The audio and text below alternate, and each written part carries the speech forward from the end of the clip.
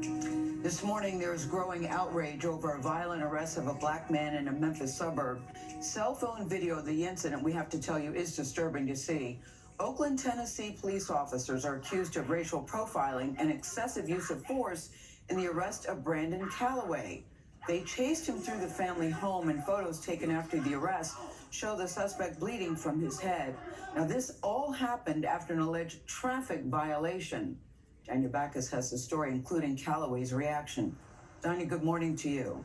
Good morning to you, Gail. In an affidavit, police say instead of pulling over for allegedly rolling through a stop sign, Calloway then drove to his family's home with officers in pursuit.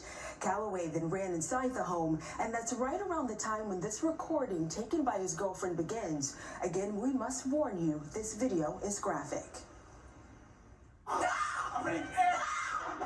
This video shows the moment Oakland, Tennessee police officers entered the family home of 25-year-old Brandon Calloway.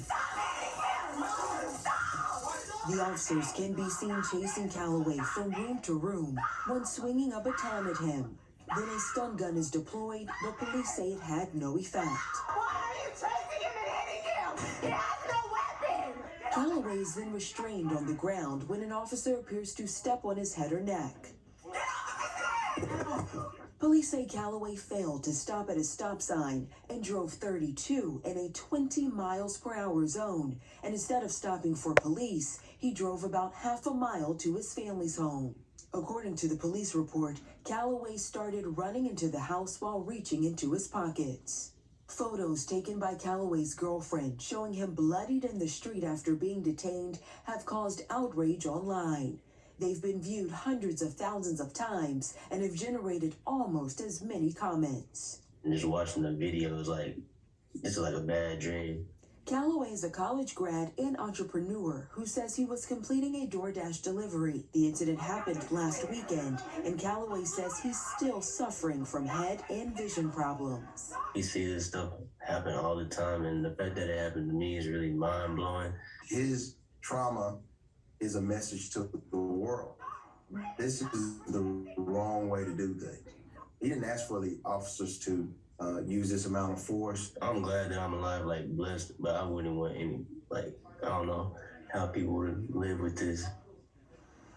The department says Calloway was cleared by medics before he was taken into custody. He is facing several charges, which include evading arrest and disorderly conduct. Police have not released any further details and told our Memphis affiliate the case has been officially turned over to the County District Attorney's Office. The Tennessee Bureau of Investigation is also investigating. Nate? Tanya, thank you. I understand that not stopping for a stop sign is something that a police officer can pull you over for. Yeah. But the force, that's why so many people are asking the question, why? I also understand, certainly if you're a person of color too, and you're being chased by a police officer, you're very frightened. So you run into your own home, you're told that he's not armed. Police don't necessarily believe that, but there seems like that, and they don't know that.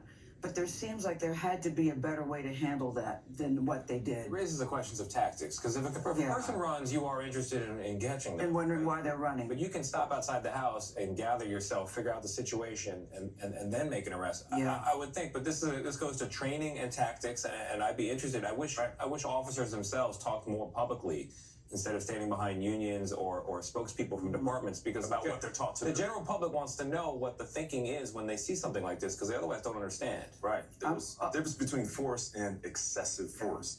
There's a way there's so many ways they could have handled that. Yeah. Just glad that Mr. Calloway is still alive today to tell the story. That's right. All right, coming up next.